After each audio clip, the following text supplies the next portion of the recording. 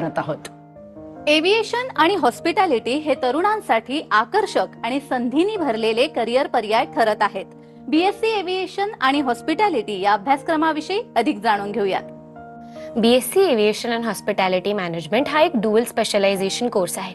पिल्ले विद्यापीठात आपण मुलांना अशी संधी देतो की ते एव्हिएशन आणि हॉस्पिटॅलिटी मॅनेजमेंट या दोन्हीमध्ये स्पेशलायझेशन करू शकतात.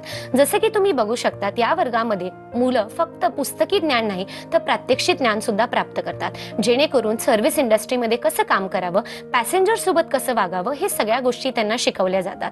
या कोर्स नंतर ते केबिन क्रू आणि ग्राउंड ऑपरेशन्स या दोन्ही क्षेत्रामध्ये जॉब मिळवू शकतात.